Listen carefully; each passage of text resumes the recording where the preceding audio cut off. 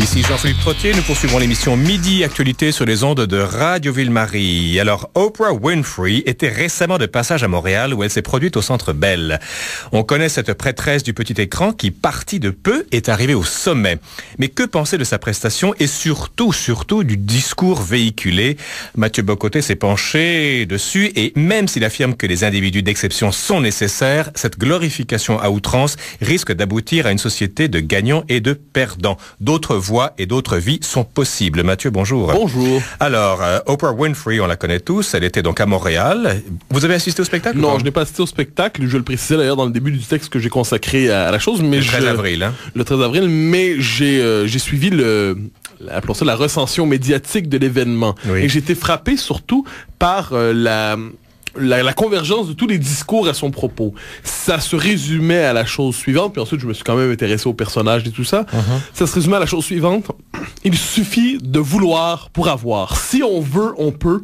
Si Oprah Winfrey est parvenue à sortir d'une existence misérable pour arriver au sommet de la société par le seul effort de sa volonté, alors il n'y a aucune raison pour que chacun ne puisse pas le faire.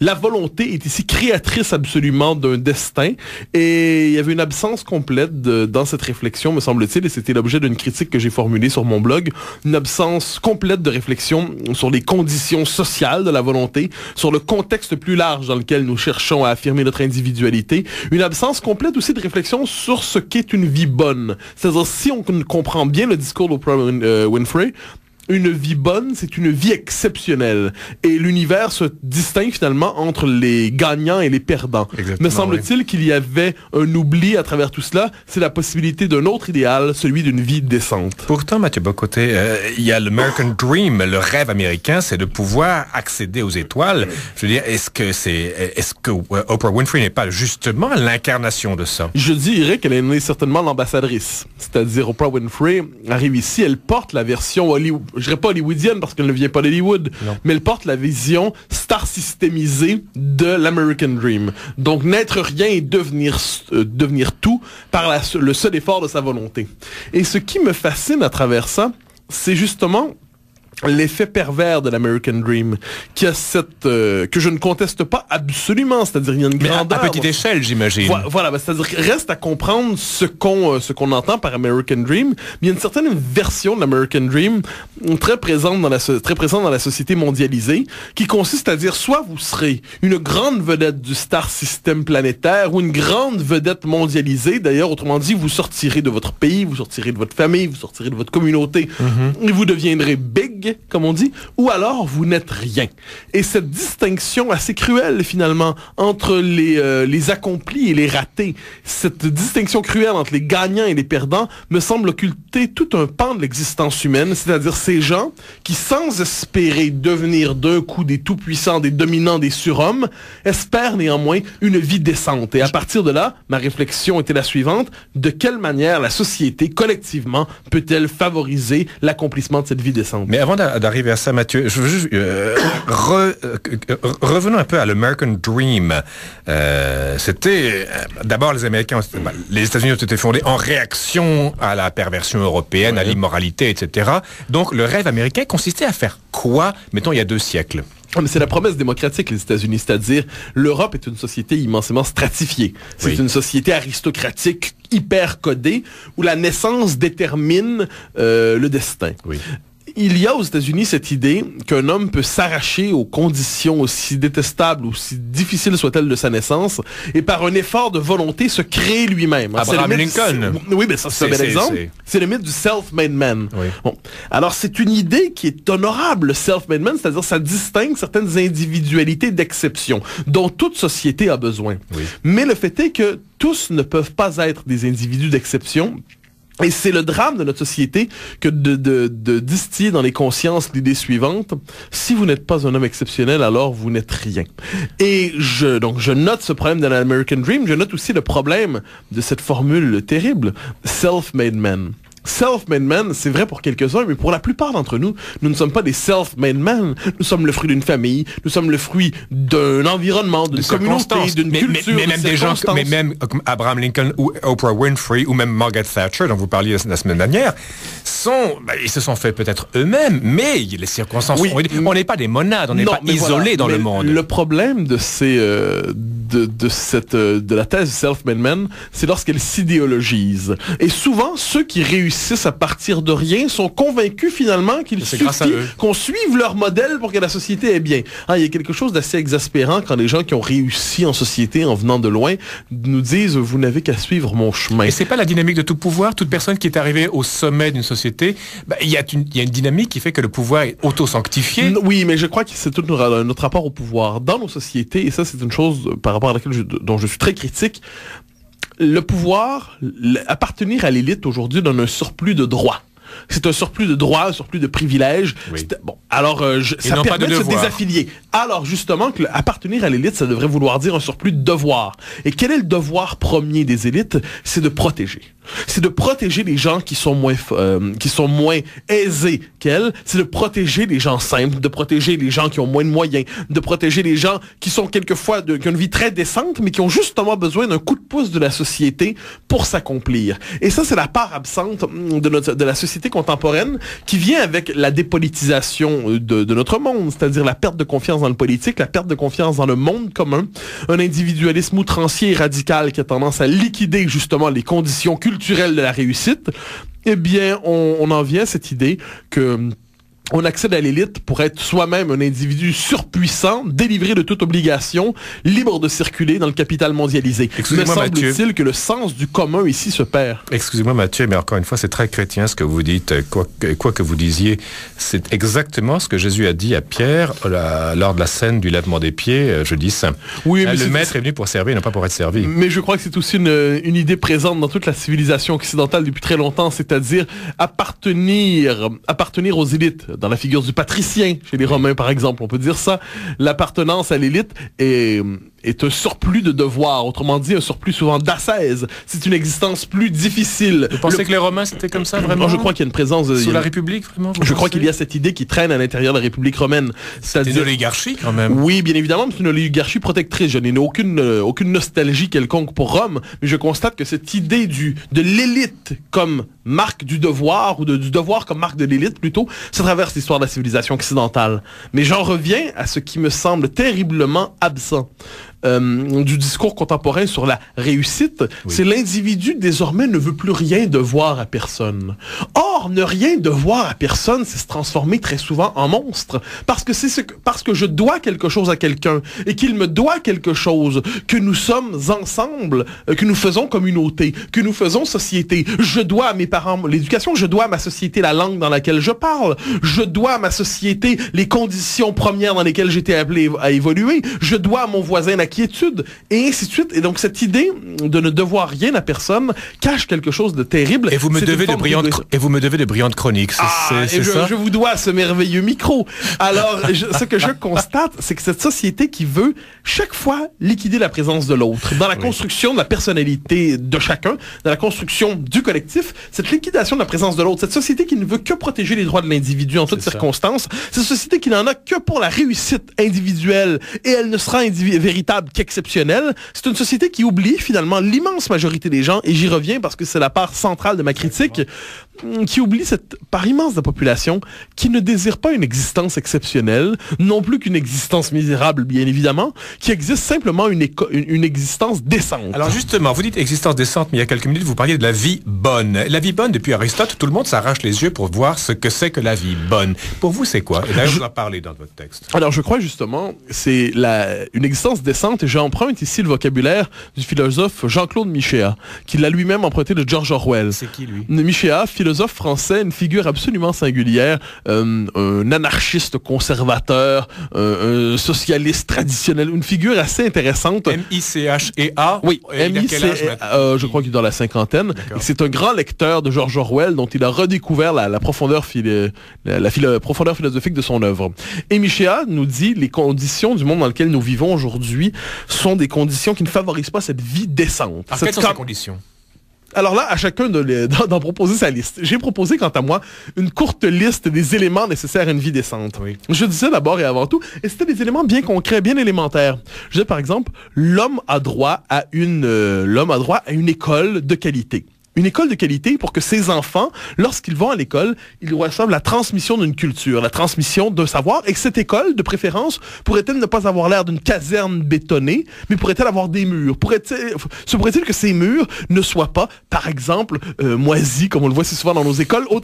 Ça a l'air trivial. C'est des détails importants. Mais ce n'est pas trivial. C'est-à-dire arriver dans une école qui est une communauté, qui transmette justement, qui transmette un savoir qui élève l'âme. Je donnais l'exemple aussi de la santé, tout ça, c'est bête à dire, mais l'homme devrait avoir la certitude que s'il tombe malade, il sera soigné. Et qu'il ne sera pas soigné par un médecin robot qui vérifiera chacune des parties de son anatomie sans voir l'ensemble de son être, qui prendra le temps nécessaire pour s'intéresser à lui. Mathieu, s'il a ces garanties-là, il va s'avachir aussi. Ça, je me mets dans la peau d'Oprah Winfrey, par exemple, que vous critiquez, enfin le discours en tout cas. S'il y a cette sécurité, ben tant mieux, on peut faire des abus. Non, ben évidemment. On va être ramassé par le filet. Tout système libère ses propres pathologies. Et bien évidemment, la sécurité, la pathologie de la sécurité, c'est l'avachissement. Exactement. Mais je n'ai pas l'impression que dans notre monde, cette sécurité, on peut avoir peut-être dans notre monde une part d'avachissement sans même avoir cette sécurité.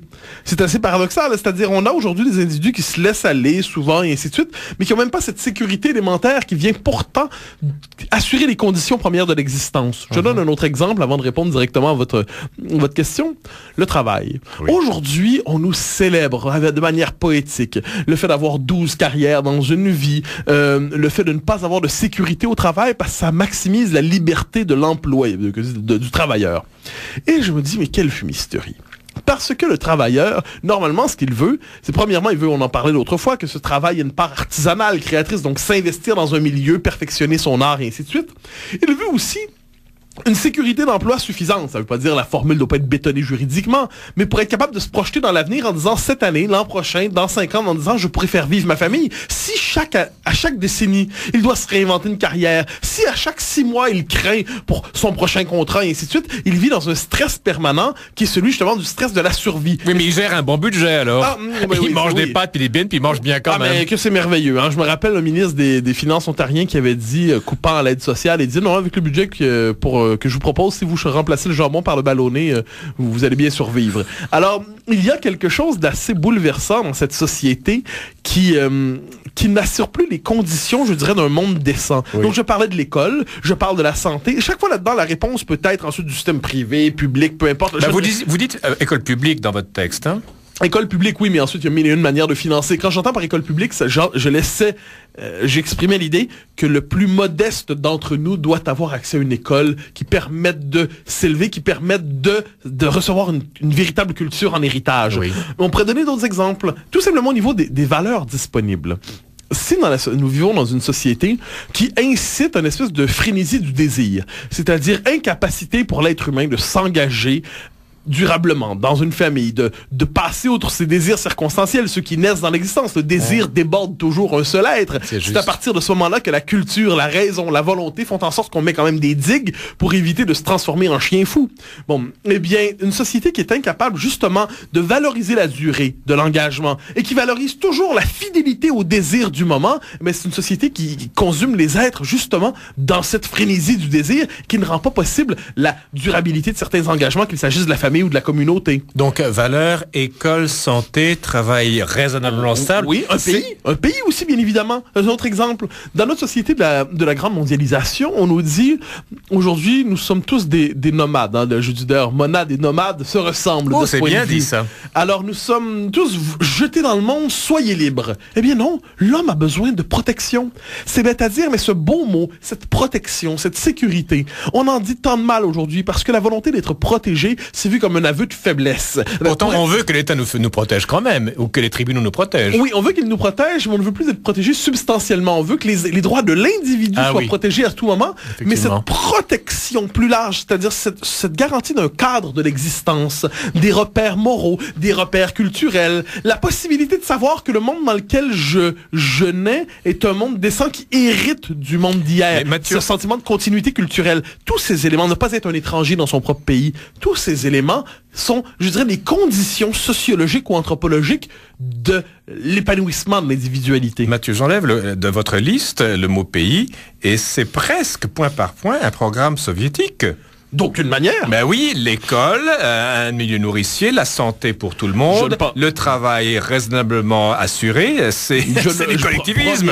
Premièrement, je ne crois pas que l'Union soviétique répondait à ces exigences de manière... Le pays à part, mais dans les intentions, c'était la même chose. Deuxièmement, que cette idée du collectif a été confisquée par le collectivisme bureaucratique, c'est un des graves problèmes, je dirais, du retour sur le 20e siècle.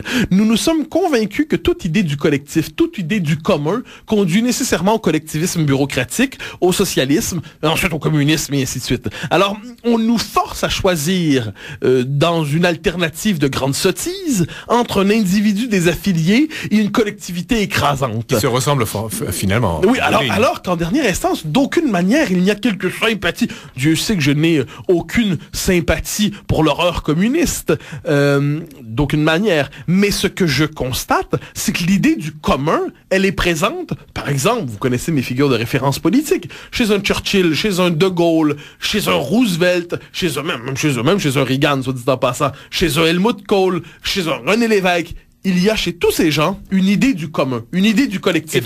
Et surtout du bien commun. Et du bien commun. C'est-à-dire que c'est en améliorant la condition de tous qu'on améliore la condition de chacun.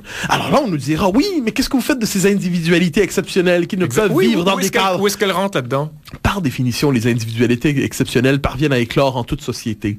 Je crois qu'une société, et là, il faut être honnête, une société ne doit pas être faite pour ces cas d'exception. La société ne doit pas être mise au service des meilleurs, mais les meilleurs au service de la société d'une certaine manière. Et cette idée que on écrase, combien de fois j'ai entendu ce discours-là, on écrase les plus vaillants, on écrase les plus talentueux, on écrase les plus énergiques. Ce qui est très canadien et québécois aussi d'ailleurs. C'est le syndrome du coquelicot qui dépasse. Oui, mais c'est enfin de qui est cette formule, l'égalité consiste à couper ce qui dépasse. Je ne suis pas un égalitariste mordu, loin de là. Ce que je constate toutefois, c'est que dans notre société, il faut des institutions protectrices qui éduquent et qui civilisent. Oui. Et de ce point de vue, évidemment, dans ces institutions, il y a une place fondamentale pour des élites, qu'elles soient culturelles, techniques, scientifiques, artistiques, politiques, économiques. Et par définition, le fait d'appartenir à l'élite implique un traitement différencié. On le sait d'une manière ou de l'autre, qu'il soit culturel, financier, économique ou quoi que ce soit. Ce dont je me désole, c'est une société qui prend pour acquis que nous sommes tous des individus exceptionnels, désirant pour cela n'avoir aucune entrave pour se réaliser, en oubliant que l'immense majorité des gens ont besoin justement de ces limites, de ces bornes, de ces repères et de ces frontières pour s'émanciper. Mathieu, vous savez que le mot original est très proche du mot origine. On a oublié ça. Oui, c'est très très juste. Mais alors je noterai d'ailleurs sur ce point de vue, il y a en toute société, il y a en toutes les époques aussi, il y a des personnalités d'exception. Il y a des personnalités si fortes qu'elles ne se laissent enfermer dans aucun cadre. Il y a des personnalités si fortes qu'elles transgressent la case où on les plaque. Bon. Oui. Alors ces gens, d'une manière ou de l'autre, vont parvenir à s'épanouir. Et personne ne voudrait les étouffer. D'aucune manière. D'aucune manière, on ne voudrait les étouffer. Mais ce que je constate, c'est que l'immense majorité, encore une fois, n'a pas les mêmes exigences psychologiques que ces quelques-uns. Et pour cela, cette immense majorité a besoin d'une société où il y a justement ses repères, il y a ses fondements, ses assises, ses frontières, ses balises, cette culture, cette stabilité dont on dit tant de mal aujourd'hui parce qu'on l'assimile à la grisaille de l'existence. Mais d'aucune manière, c'est cette stabilité qui permet ensuite à l'individu de ne pas se jeter avec frénésie dans des passions compensatoires pour se donner l'impression qu'il existe. Mathieu, en 1 minute et demie, je pensais en lisant votre texte que vous avez 2 idéaux. L'idéal jeffersonien, du propriétaire terrien qui peut s'associer, qui est assez loin de l'État et ses tentacules et tout ça, et qui veut la vie bonne, responsable sur son lopin de terre, et aussi la bourgeoisie moyenne, ce confort peut-être un peu grisâtre, peut-être un peu médiocre, mais stable. Vous êtes entre les deux? On pourrait en rajouter, on pourrait parler aussi de l'idéal jacksonien, qui consiste à espérer la puissance pour son pays, et je ne m'en désolerai pas, et l'idéal à la Lincoln, qui consiste à porter la promesse de l'égalité des chances, et pourquoi pas l'idéal de Roosevelt, qui nous dit justement que c'est le rôle de l'État de corriger certaines situations inacceptables, et l'idéal de Reagan, qui consiste à dire qu'il ne faut d'aucune manière plier devant l'horreur qui écrase l'individu. Alors vous voyez, l'idéal humain se laisse aisément fracturer en plusieurs figures politiques, en plusieurs figures morales, parce que personne n'a le monopole de l'idéal humain. Mais ce que je constate, c'est que notre société est de moins en moins faite pour ceux qui en ont besoin. Et ça, je ne prétends pas avoir une réponse définitive à quelques problèmes avec ça, mais une société étant faite d'une manière ou de l'autre pour certaines catégories de la population, je me dis que ceux qui ont le plus besoin d'aide aujourd'hui ne sont pas nécessairement ceux qui sont le mieux servis. Et quand je parle de ceux qui ont le plus besoin d'aide, je ne parle pas que des miséreux, mais je parle de ces gens ordinaires et qui se comptent par centaines de milliers, qui demanderaient de la société non pas une échelle d'un coup, non pas, je dirais, une espèce de... On vous donne toutes les chances d'un coup, qui demande simplement un petit coup de main, un petit coup de pouce. Alors, Mathieu Bock-Côté, si Oprah Winfrey, de passage à Montréal, aura servi au moins quelque chose, c'est à ses réflexions brillantes. Je vous remercie infiniment. Au grand plaisir. À la semaine prochaine. Et voilà donc qui clôt l'émission Midi Actualité.